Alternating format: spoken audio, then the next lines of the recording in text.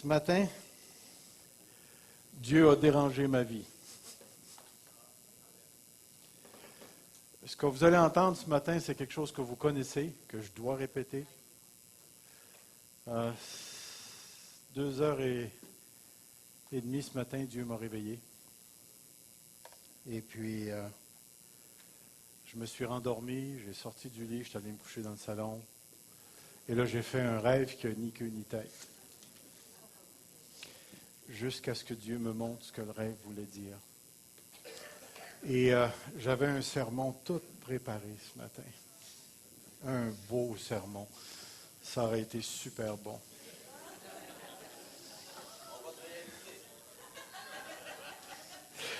Et là, le Seigneur, il m'a montré un texte de l'Écriture. Puis, vous savez, quand on était sur la rue Centre, je disais souvent, Dieu me parle dans le bain. Puis, j'étais dans le bain, puis Dieu a dit, oui, c'est ça. Je veux que tu prêches ça. Alors, ce matin, on est dans la lettre de Jacques. Il n'y a pas de PowerPoint. Mon bon sermon, il est à quelque part dans mon PowerPoint. Mais Seigneur, ce matin, tu as ta façon à toi de diriger. Tu as ta façon à toi de parler dans nos cœurs.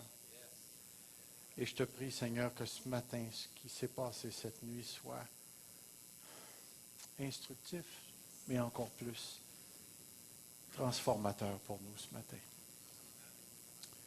Nous allons regarder, Seigneur, un texte que tu m'as mis à cœur, que j'ai prêché à quelques reprises dans ma carrière de pasteur.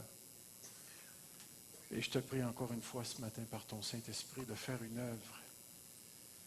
œuvre qui va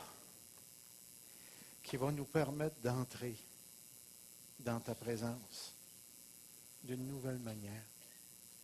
Même si on gagnerait juste un pouce de terrain, quelques centimètres de terrain, nos âmes ont faim et ont soif de toi.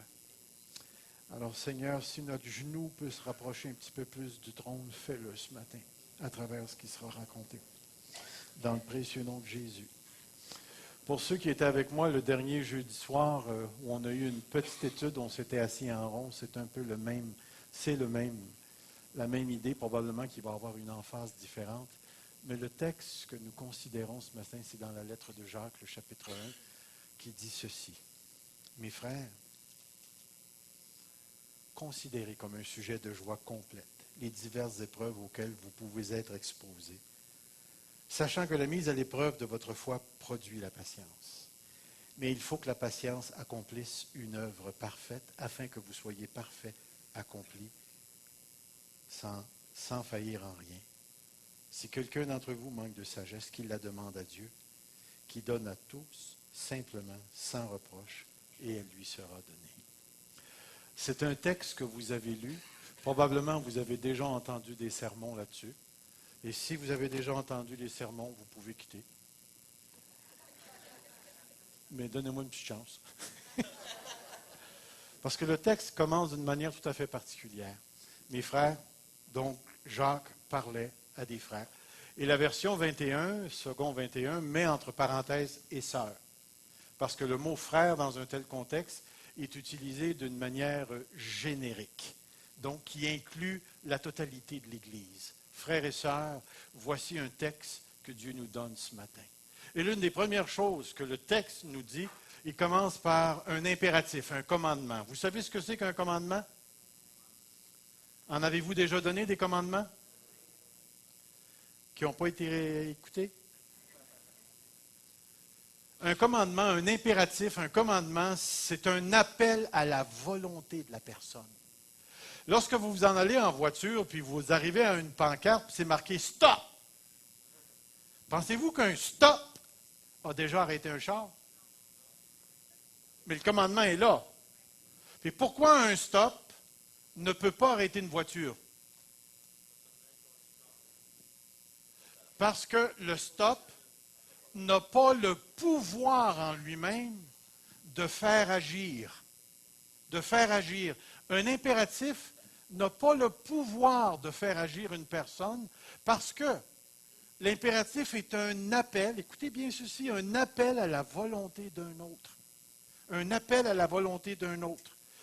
Je pense que je vous ai déjà raconté l'histoire où j'avais dit à mon jeune garçon, ramasse tes bas. Vous avez déjà entendu ça, hein? J'avais dit à Benjamin, ramasse tes bas, puis Benjamin, oui, oui, oui, oui, puis il n'a rien fait, il n'a pas ramassé ses bas. Puis papa est allé ramasser Benjamin. Il n'était pas gros dans ce temps-là, maintenant il est 6 pieds 2. Tu sais, j'avais ramassé Ben, je l'avais emmené au bout de ses bas, puis j'ai dit, ramasse tes bas, puis après ça, je l'avais pris, puis je l'ai emmené dans la chambre de bain, puis j'ai dit, OK, mets tes bas là. Puis j'ai dit, la prochaine fois que ton père te dit, ramasse tes bas, c'est ça que je veux. C'est un appel à sa volonté. Puis ce qui est intéressant ici, c'est la nature de cet appel. Mes frères, considérez.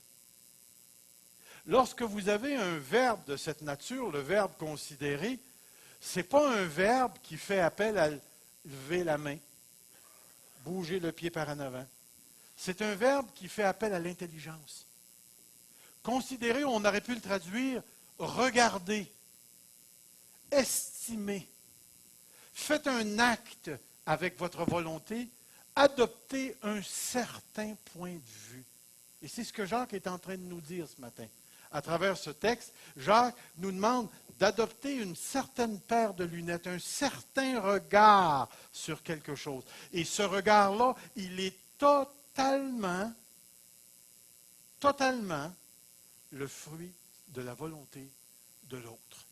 C'est-à-dire que ce matin, tu as en toi-même le pouvoir de ne pas regarder, de ne pas estimer, de ne pas considérer, mais tu as aussi le pouvoir de regarder, d'estimer et de considérer.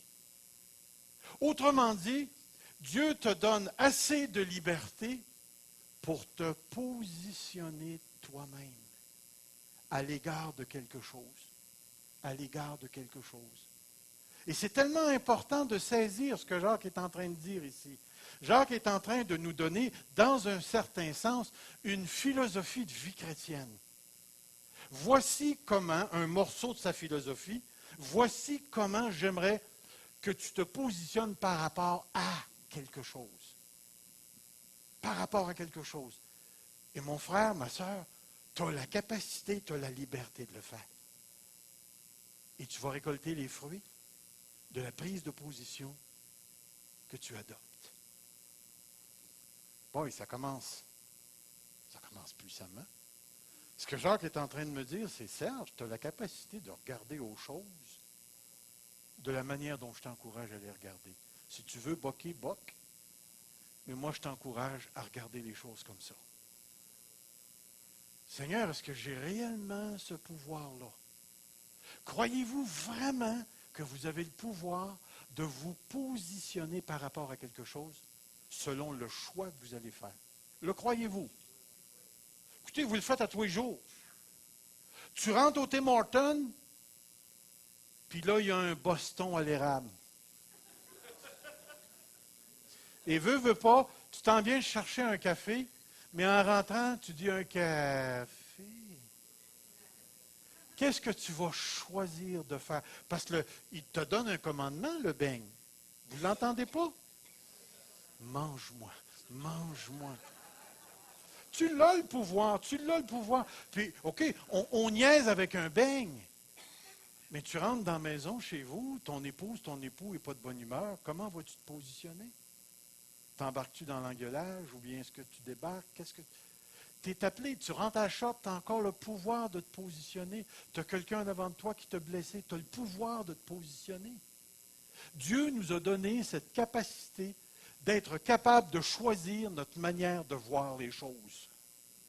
Et c'est tellement, tellement important de saisir que ce principe-là nous habite. Et vous allez comprendre pourquoi, à quel point ce principe-là, il est fondamental. Fondamental. Parce que ce dont Jacques parle, il nous dit ici, regardez, considérez, estimez, quoi?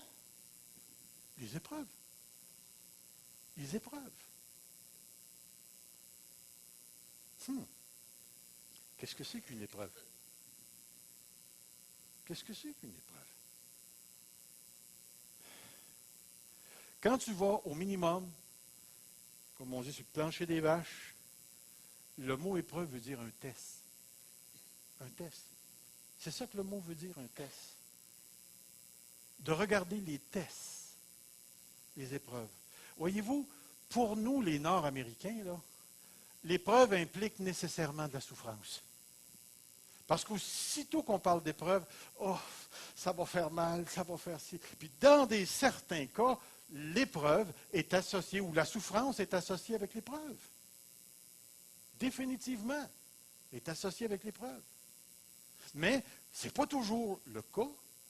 Saviez-vous que dans l'Écriture, le mot épreuve et le mot tentation, c'est le même mot en grec, parismos, ça veut dire test. Mais que l'épreuve ou la tentation est déterminée par celui qui en est la source. Puis il y a 3 sources de tests dans les Écritures. Est-ce que vous le saviez? Il y a Dieu, Satan, puis toi. Chacun est tenté, parce que le mot est traduit par tentation. Lorsque Satan ou moi, je suis à l'origine, et lorsque c'est Dieu, le mot est toujours traduit par épreuve. Épreuve. Pour la simple raison qu'un test peut revêtir plusieurs couleurs. Et l'origine du testeur indique la conclusion recherchée. Lorsque Satan te tente, te met au test, tu penses-tu que c'est pour te faire du bien? Le test par Satan a toujours pour but la destruction du croyant. Écoutez, c'est un être dans l'univers qui est le père du mensonge, c'est un meurtrier, c'est un adversaire par tous les noms qu'il possède et bien d'autres. Et son but, ça sera toujours la destruction de l'Église, la destruction du croyant en particulier. Je ne sais pas s'il y en a ici qui ont eu des expériences avec les démons, mais toutes les expériences que j'ai vécues avec les démons avaient toujours pour but de me conduire au suicide. Ils ont toujours voulu me détruire. Mais lorsque Dieu est à l'origine du test, oh mon ami, ça change toute la donne. Parce que l'épreuve entre les mains de Dieu a toujours un but de bonté, de générosité. Vous rappelez-vous dans les Écritures, dans le livre de la Genèse, au chapitre 22, il est écrit ceci. Après ces choses, Dieu mit Abraham à l'épreuve. Littéral. Dieu mit Abraham à l'épreuve. L'Écriture nous révèle que Dieu est à l'origine de l'épreuve. Puis vous vous rappelez du texte, Dieu lui a dit, prends ton fils, ton unique, celui que tu aimes. Puis là, il met le paquet, hein? Ton unique, ton fils, ton unique, là, celui à qui on a fait la promesse, la descendance. Prends-le, puis va l'immoler. Puis vous savez ce que l'immoler veut dire? C'est pas faire cuire un marshmallow, là. Tu l'offres en sacrifice. Et naturellement, on sait que Dieu, les sacrifices humains, il ne les accepte pas. Mais Abraham, lui, il ne sait pas, là. Il part avec son fils, avec l'âne, le bois et tout, puis il s'en va jusqu'au mont Moriah, puis vous vous rappelez ce qui s'est passé? À un certain moment donné, permettez-moi de vous lire ceci. L'ange lui dit, n'avance pas ta main sur l'enfant, ne lui fais rien, car je sais maintenant que tu crains Dieu. Je ne sais pas si vous saisissez ce que Dieu est en train de faire ici. Naturellement, il y a ce qu'on pourrait appeler un type. C'est-à-dire que l'immolation de l'enfant va représenter l'enfant de Dieu qui va être immolé pour toi. Jésus-Christ, le Fils de Dieu, qui va mourir pour tes péchés. Et Dieu va l'offrir en sacrifice pour nous. Il y a définitivement la symbolique de la rédemption. Mais pourquoi est-ce que Dieu va dire à Abraham, maintenant, je sais que tu crains Dieu? Seigneur, tu ne le savais pas? Maintenant, je sais que tu crains Dieu. Quel était, selon vous, le but de l'épreuve? Je vais vous dire un super de beau mot que j'espère que vous allez retenir. Émergence. L'épreuve fait toujours émerger. L'épreuve a toujours pour but de faire émerger. Regardez bien, je vais vous lire un autre texte qui est très, très, très intéressant. Vous rappelez-vous quand les enfants d'Israël sont entrés en terre promise, ils ont battu tous les armées, mais ils ne se sont pas débarrassés de tous les peuples. Puis regardez ce qui est écrit ici. Dans le chapitre 22, au verset 22, il dit, en parlant des peuples, c'est ainsi que je mettrai par elles les nations qui étaient restées, Israël à l'épreuve. Puis remarquez l'émergence, pour savoir s'ils prendront garde ou non de suivre la voie de l'Éternel comme le Père y ont pris garde. Pour savoir si, pour savoir si, pour savoir si ça va émerger. Est-ce que leur fidélité va émerger? Oh, mon ami, puis ça ne s'arrête pas là. Il y a un autre monsieur qui a été éprouvé par Dieu, et son nom, c'est Ézéchias.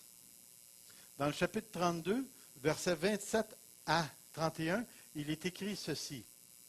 C'est marqué, Ézéchias eut beaucoup de richesses et de gloire. Il se fit des trésors d'argent, d'or, de pierres précieuses, d'aromates, de boucliers, de tous les objets qu'on peut désirer, des magasins pour les produits en blé, en mou et en huile, des crèches pour toute espèce de bétail et des étables pour les troupeaux.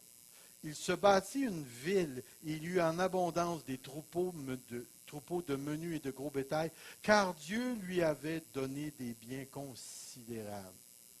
Le monsieur se promenait en Cadillac. Et remarquez ce qui va suivre. Ce fut aussi lui, Ézéchias, qui boucha l'issue, puis là, il a apporté de l'eau. C'est marqué, cependant, lorsque les chefs de Babylone envoyèrent des messagers auprès de lui pour s'informer du prodige qui avait eu lieu dans le pays, remarquez ce qui est écrit.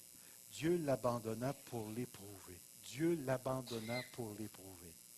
Wow. Dieu l'abandonna pour l'éprouver. Puis remarquez, afin de connaître tout ce qui était dans son cœur. L'émergence. L'émergence. Si tu veux savoir ce qu'il y a dans le fond de ton cœur, Dieu va faire émerger par un test. Et le test n'implique pas nécessairement de la souffrance. Le gars avait eu bien du fric, il n'était pas malheureux, mais Dieu s'est tassé un petit peu pour le mettre au test pour voir ce qui était pour émerger dans son cœur. L'épreuve, c'est un test divin pour sonder ton cœur et y faire émerger ce qu'il y a dedans.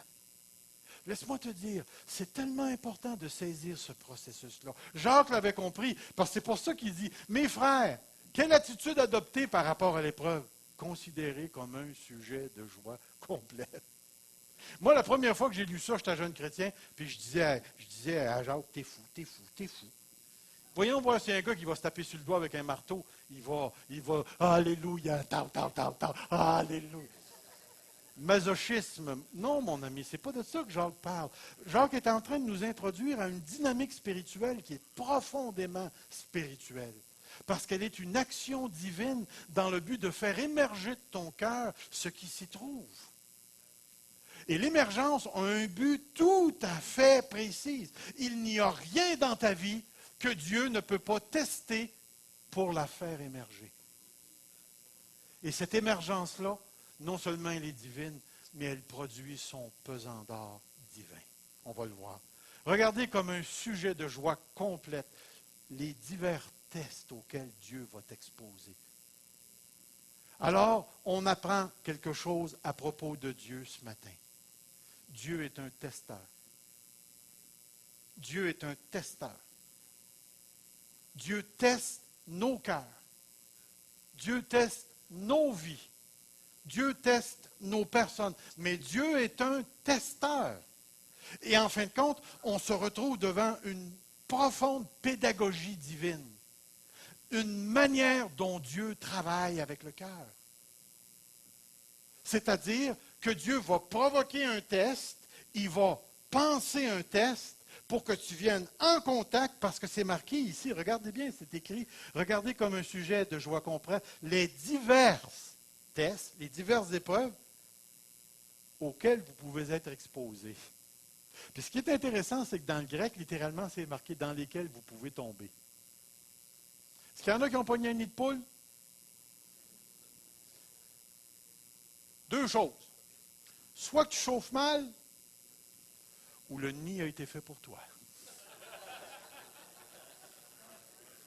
Mais dans le cas de Dieu, le nid de poule est toujours fait pour toi. Ce n'est pas une question d'être un bon chauffeur ou un pas, c'est que tu t'en vas. Puis à un moment donné, tu vas tomber dedans. Parce que Dieu a décidé de te tester. Alors, un test, une épreuve, c'est profondément divin. Il y a diverses sortes de tests. Abraham, c'était son fils. Les Israélites, c'était les armées étrangères. Ézéchias, c'était son fric, son argent, sa prestance. Les enfants d'Israël, c'était les moineaux dans le désert. C'était le manque d'eau. Vous rappelez-vous? Vous rappelez-vous le fameux test, là? Il dit, souviens-toi de tout le chemin que l'Éternel, ton Dieu, t'a fait faire dans le désert. Puis un petit peu plus bas, c'est marqué, il t'a fait souffrir la faim, il t'a fait souffrir la soif. Voyons donc, Dieu n'est pas comme ça. Il ne fait pas souffrir le monde. C'est écrit. C'est écrit. C'est lui qui a fait souffrir la soif. C'est lui qui a fait souffrir la faim. Et savez-vous la suite du texte? Afin que tu apprennes que l'homme ne vit pas de pain seulement. Pédagogie. J'ai fait émerger ton cœur. J'ai fait sortir ton cœur. Puis combien de fois, on l'a entendu la semaine passée par notre frère David, combien la rébellion a été présente partout avec les enfants. Dieu a fait émerger le cœur dans le désert, émerger le cœur pour que justement tu apprennes que l'homme ne vit pas de pain seulement, mais de toute parole qui sort de la bouche de Dieu. Et c'est tellement, mais tellement important pour nous de saisir la portée de ce texte. Dieu travaille de telle manière à faire émerger de ton cœur. Et sa pédagogie, son moyen, son instruction, l'outil principal, c'est le test. Je vais te mettre au test. Et ça n'a pas besoin d'être un test rempli de souffrance. C'est un test, point. Où Dieu va faire émerger ce qu'il y a dans ton cœur. Dieu va faire émerger ce qu'il y a dans ton cœur. Parce qu'il va dire, sachant, et c'est là qui devient la clé pour nous ce matin. Sachant quoi? Sachant que la mise à l'épreuve de votre foi, la mise à l'épreuve de votre foi. Pourquoi la foi? Pourquoi est-ce qu'il mentionne la foi? C'est tellement, tellement important de s'arrêter ici pendant quelques instants et d'examiner ce concept-là.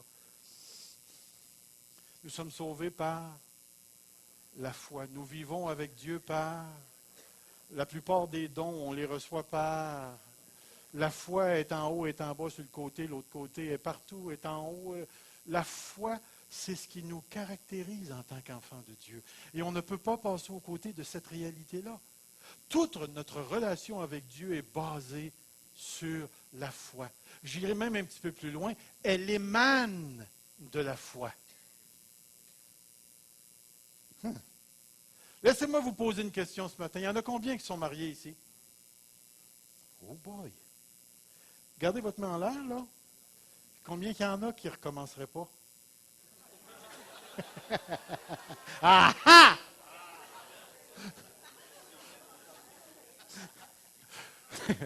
Ouais, que tu peux la baisser, ta main. Pourquoi est-ce que je vous ai posé cette question-là? Si nous comprenons la foi comme un objet, c'est-à-dire que présentement, dans ma poche, j'ai un poisson rouge. Oh, un bonbon. La foi, c'est quelque chose qui peut se détacher de toi. Oublie ça. La foi, c'est pas comme ça que ça marche.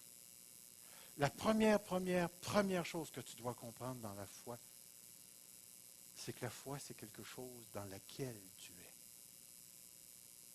Et on va appeler la foi une relation.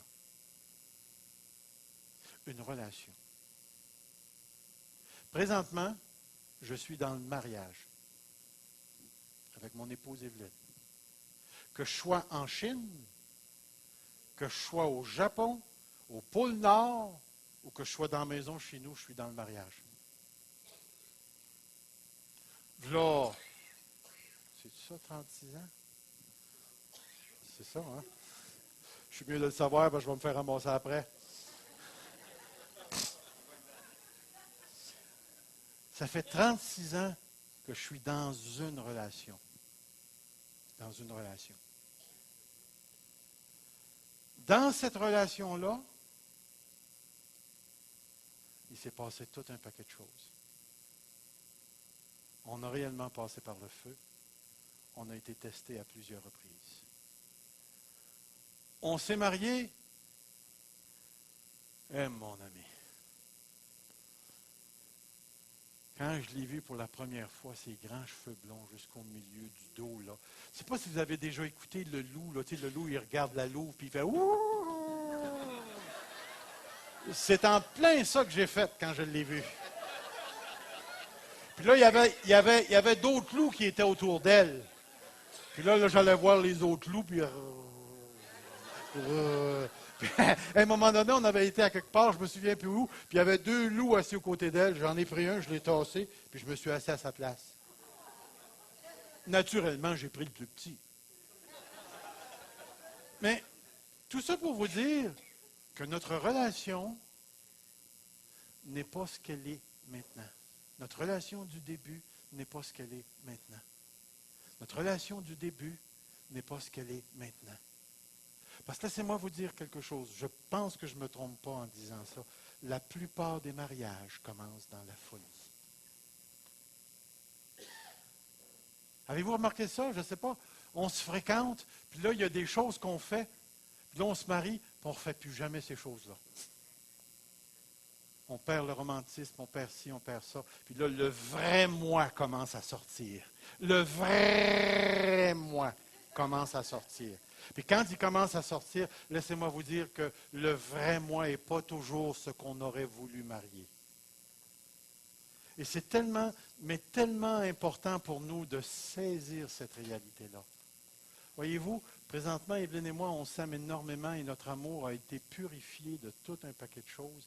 Mais tout au long de notre mariage, on est arrivé à un point où moi, je voulais divorcer après 17 ans, même comme pasteur, puis ainsi de suite. Puis les 17 ans qu'on a vécu ensemble, ça a été très, très, très difficile parce qu'il y avait des choses dans ma vie, à moi, que j'avais apportées dans ma valise lorsque je me suis marié, qu'on appelle des blessures, des fausses croyances, des mensonges, des trucs que je ne voulais pas qu'elle sache, que je voulais faire en secret, des choses, des passions que j'avais dans mon cœur que je ne voulais pas qu'elle sache, puis des croyances que j'ai bâties quand j'étais blessé, quand j'étais enfant. Je suis rentré dans cette relation-là, puis au début, c'était « je t'aime, Evelyne », mais en réalité, ce que je disais, étant tellement dévalorisé dans ma personne, c'est « Evelyne, je t'aime comme mon trophée ».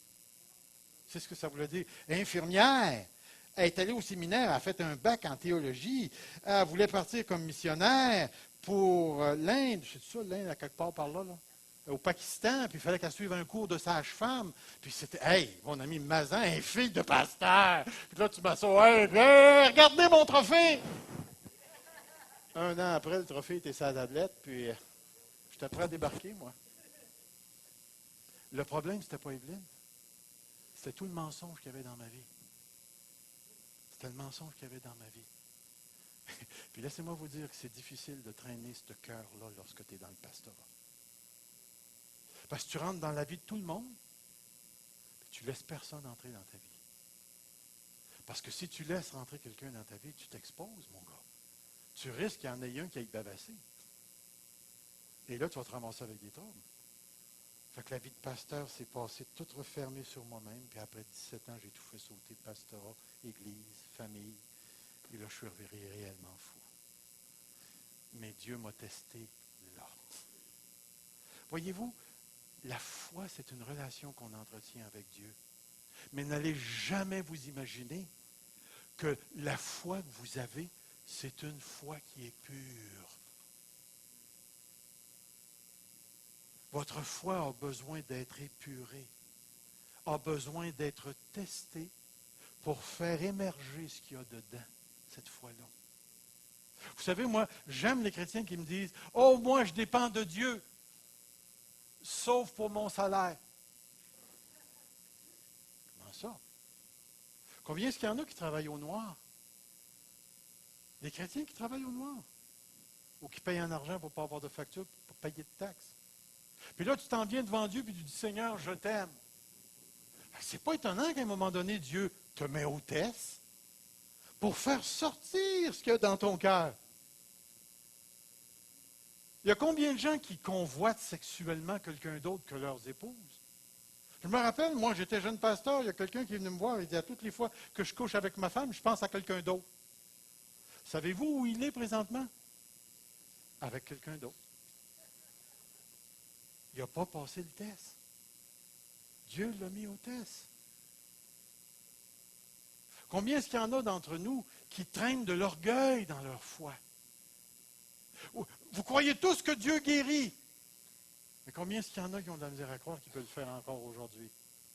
Puis tant qu'on reste théorique, c'est pas pire. Mais de dire vraiment, je vais faire confiance à Dieu. Ouf.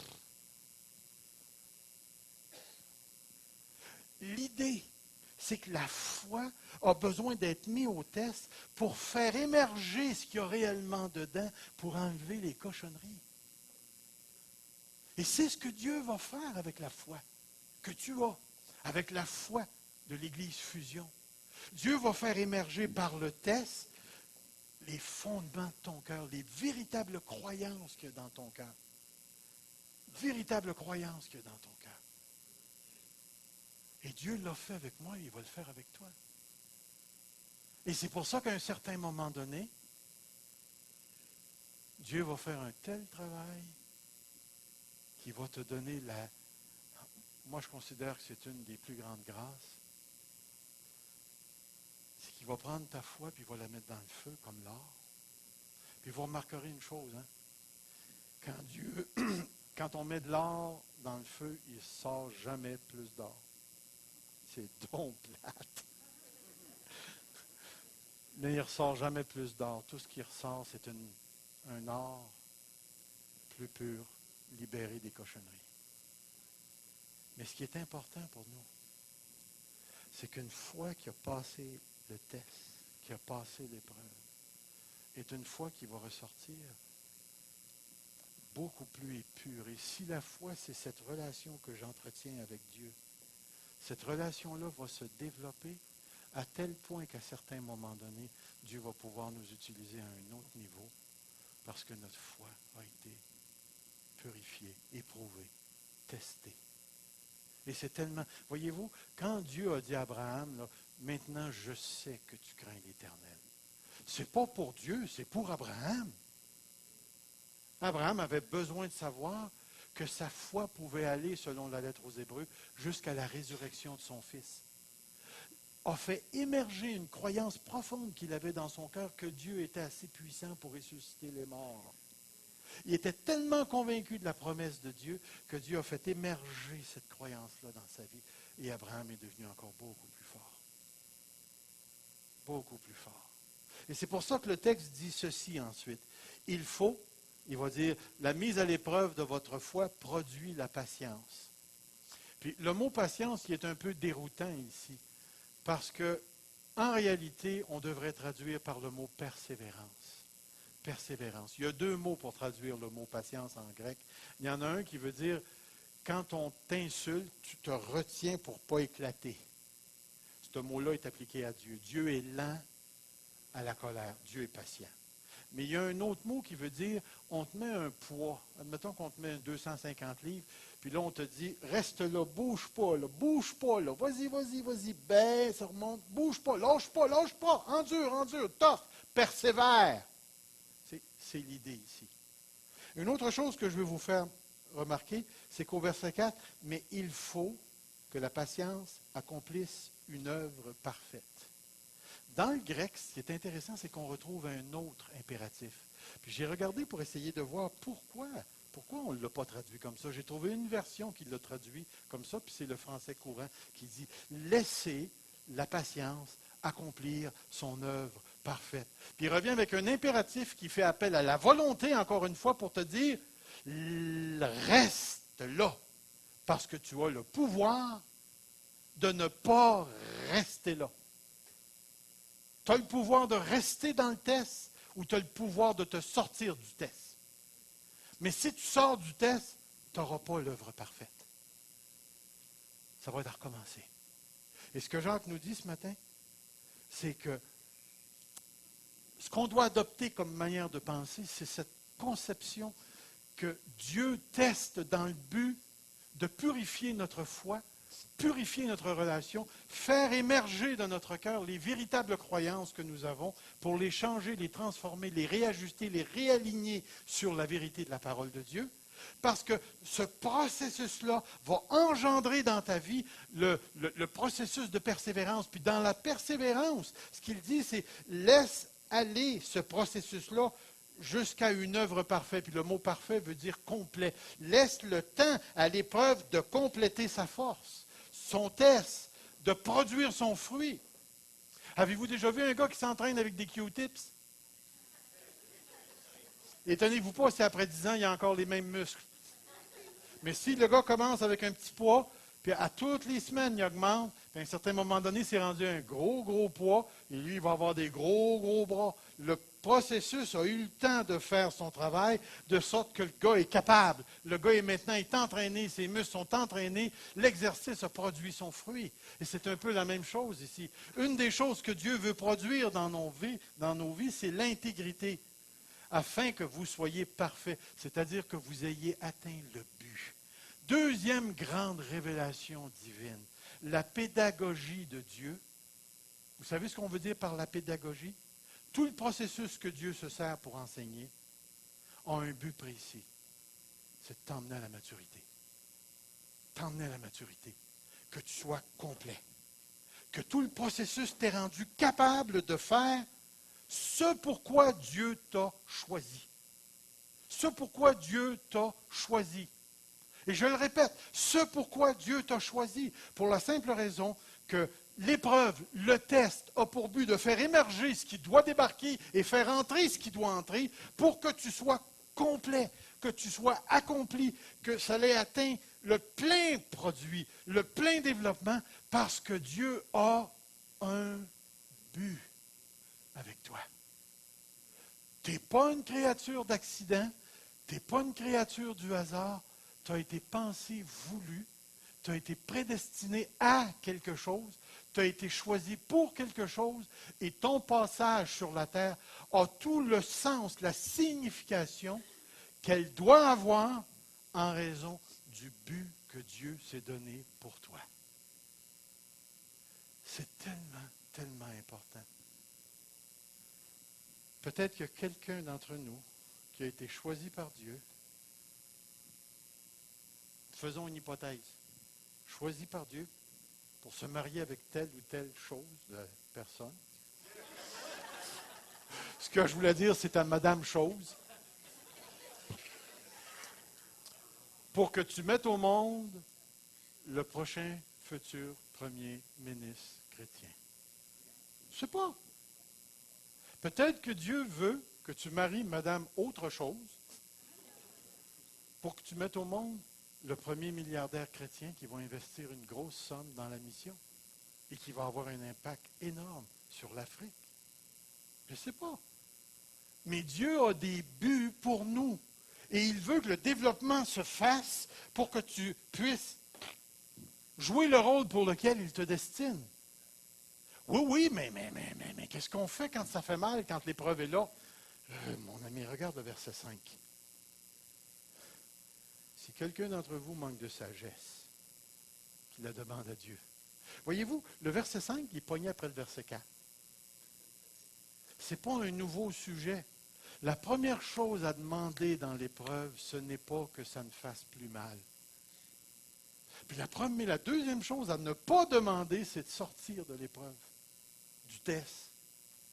Ce qu'il faut demander, c'est la sagesse. La sagesse. Savez-vous ce que c'est que la sagesse?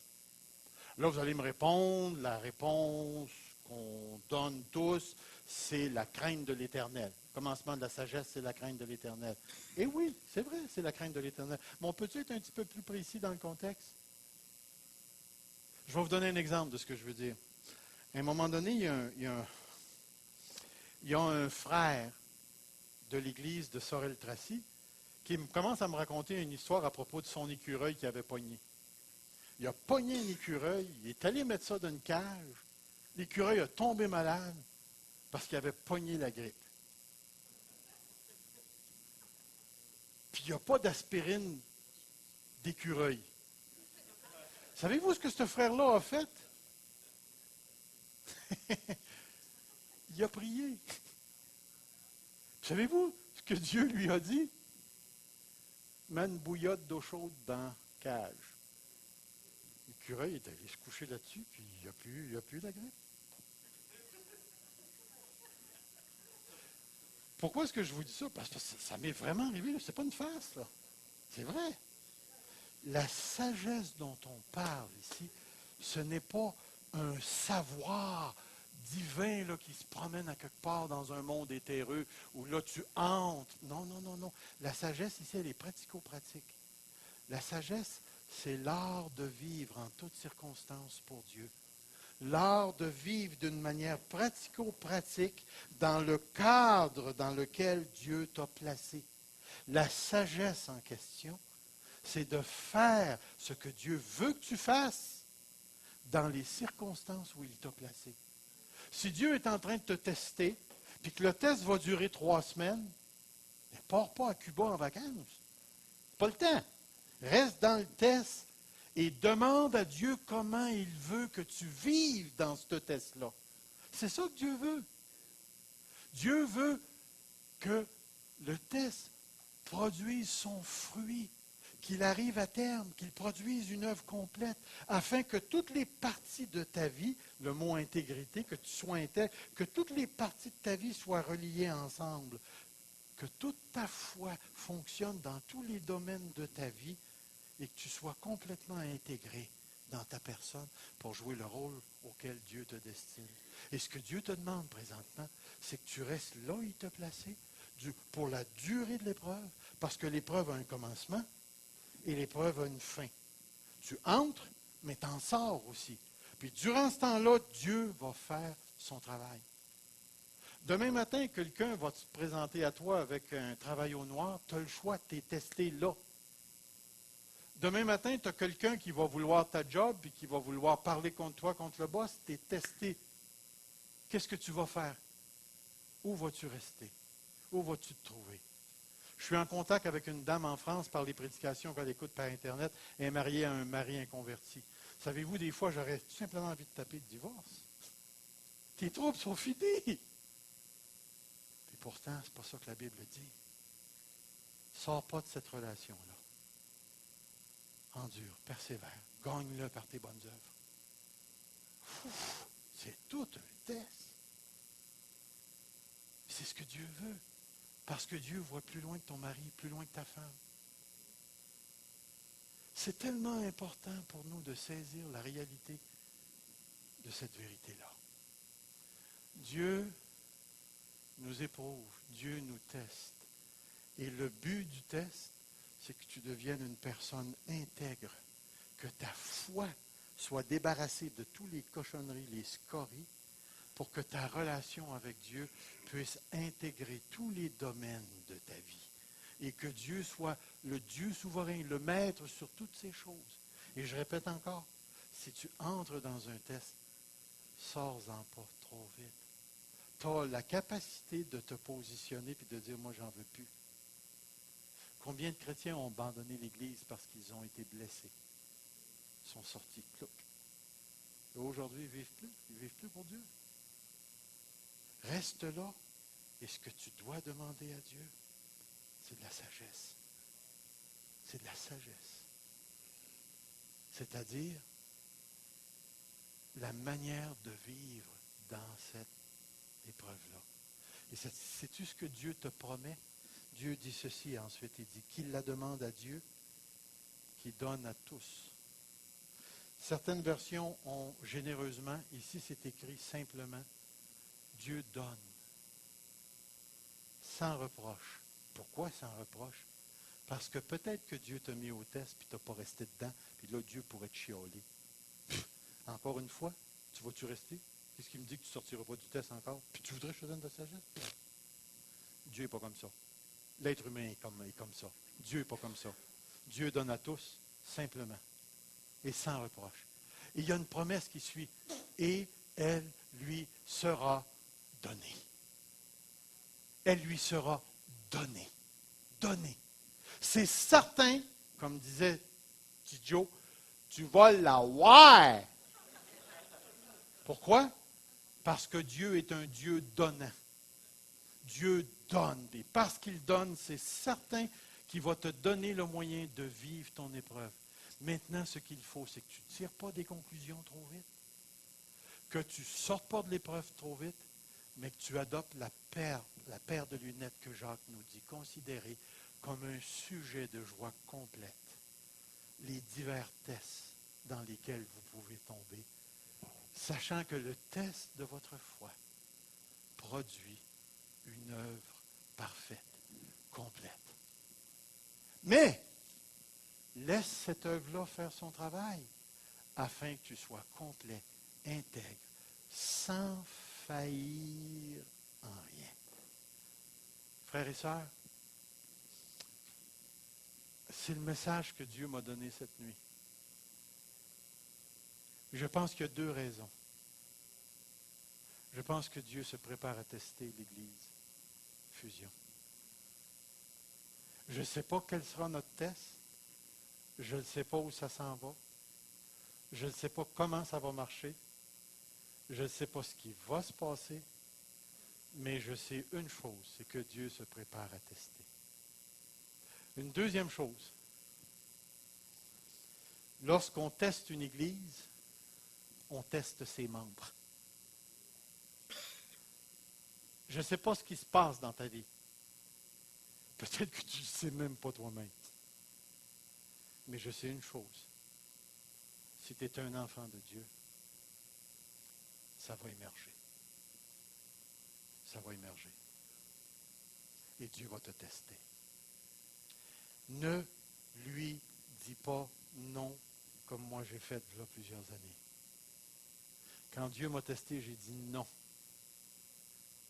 Et Dieu a dit non, ça va durer 10 ans. J'aurais donc dû dire oui. Ma femme a dit oui. Et elle a appris beaucoup. Moi, j'ai dit non. Et j'ai mangé beaucoup de coups. Anyway, je suis plus baveux qu'elle. Soyez pas baveux. Soyez docile. Sortez pas de l'épreuve. Laissez Dieu faire. Parce que tout ce qui se tombe dans sa main devient saint.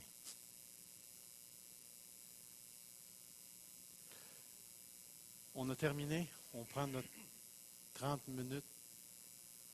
Rappelez-vous de ceci. Dieu a une pédagogie spirituelle parce que maintenant tu es dans l'esprit. Il désire tellement cette relation d'intimité avec toi qu'il va te mettre au test, pas pour te casser, pour faire émerger. Que Dieu te garde, que Dieu te conduise. Église Fusion, prépare-toi à être testé. Courbons-nous devant Dieu. Seigneur notre Dieu, nous voici devant toi. Nous voici dans ta présence. Car tu es le Dieu Tout-Puissant. Tu es le Seigneur des Seigneurs. Nul n'est semblable à toi. Dans sa bonté, dans sa grandeur, Dieu nous teste et Seigneur, on te dit, fais-nous passer le test. Si jamais il passe un vent de persécution, un vent de chicane, un vent de ce qui se passera avec le gouvernement, avec autres, si l'Église passe au test en raison de sa conviction, qu'on soit emmené en cours ou qu'on soit persécuté, que cette Église garde les yeux levés vers le ciel et qu'elle demande cette sagesse divine pour que nous puissions marcher à la lumière de la révélation de Dieu. Et qu'on ne dévie ni à gauche ni à droite, mais qu'on endure souffrance et toute autre chose, afin que tu fasses de nous, Seigneur, une Église intègre, des personnes intègres qui ne manquent rien et qui ne faillissent en rien. Que le nom de l'Éternel soit béni ce matin. Amen. Que le Seigneur vous garde. Amen.